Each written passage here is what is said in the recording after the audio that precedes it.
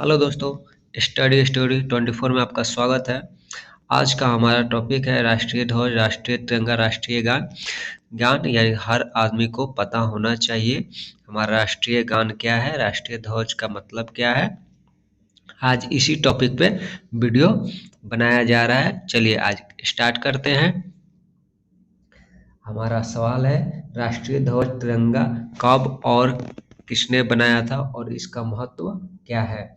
चलिए पढ़ते हैं। भारत की राष्ट्रीय ध्वज तिरंगा है। इसमें 3 समान चौड़ाई की क्षैतिज पट्टियां है। सबसे ऊपरी केसरिया, बीच में सफेद और नीचे गहरी रंग हरे रंग की पट्टी है।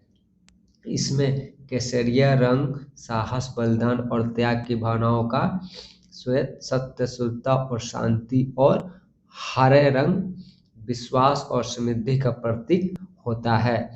तिरंगे का श्वेत पट्टी बीच में एक चक्र लगा होता है जिसका रंग नीला और उसमें 24 आरे यानी कि 24 तीरे होते हैं। यह चक्र मौर्य सम्राट अशोक द्वारा स्थापित सिंह शीर्ष स्तंभ से स्थगित किया गया है, यानी कि अशोक के स्तंभ से सारनाथ से लिया गया है। प्रदर्शित करता है कि गति में जीवन है और ठहराव मृत्यु के समान है।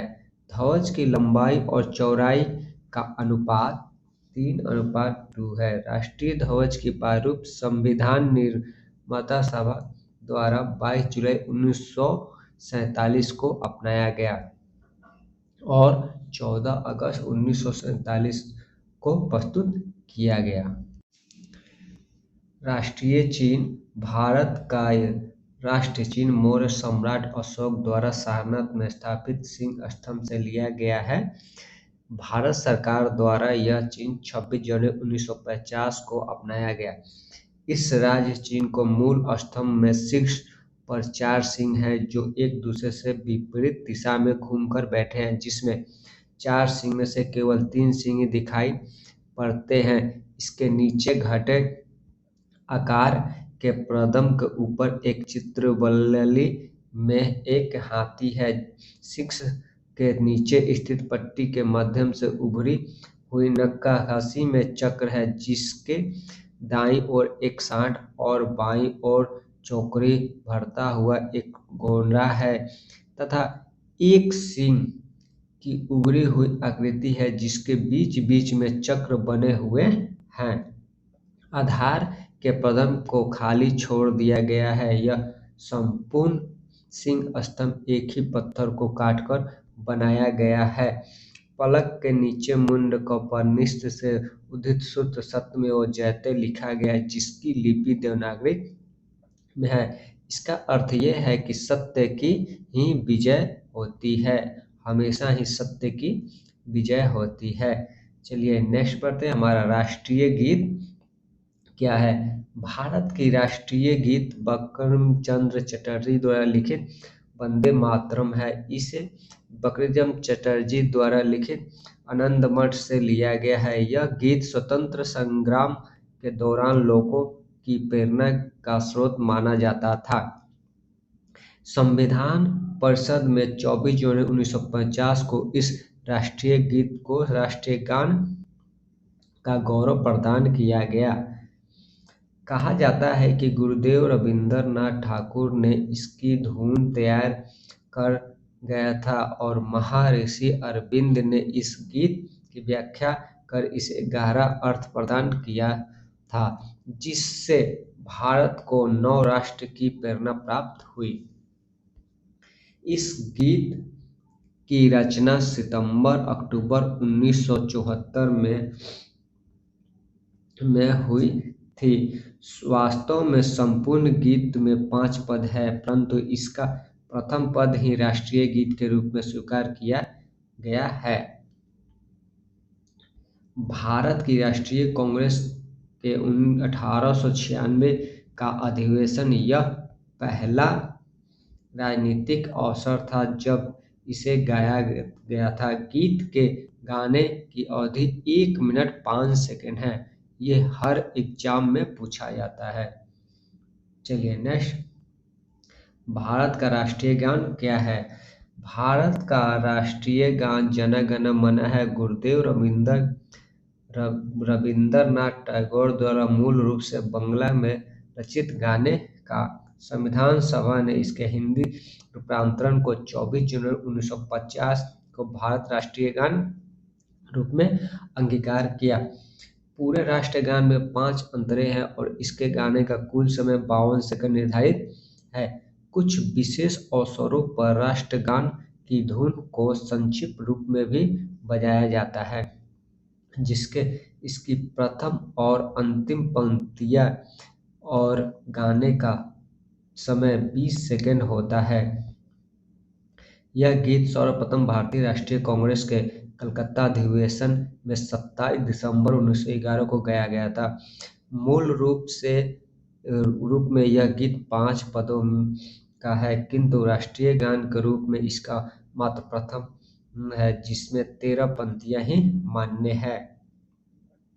यह गान जनवरी 1912 में कौमुदी नामक पत्रिका भारत भाग्य विधाता शीर्षक में सर्वप्रथम प्रकाशित हुआ था।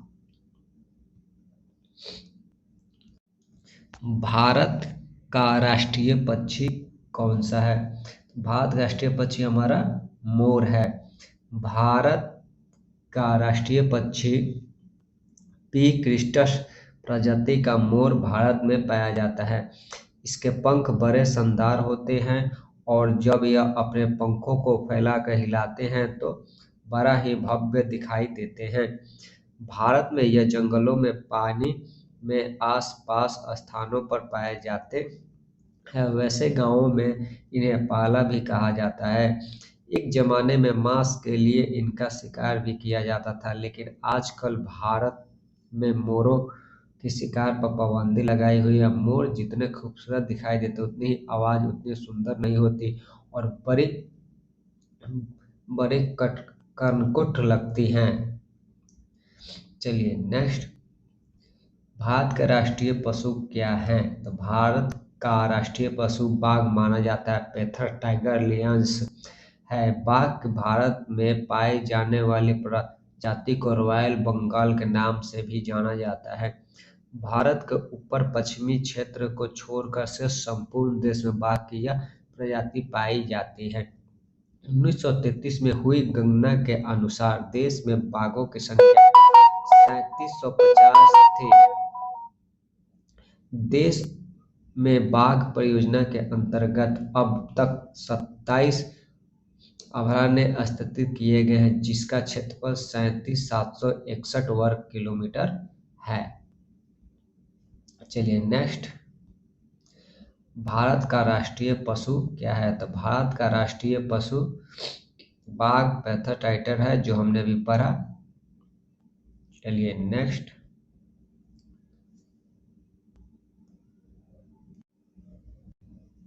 भारत का राष्ट्रीय पंचांग क्या है? भारत का राष्ट्रीय पंचांग संस्कृत पर आधारित है।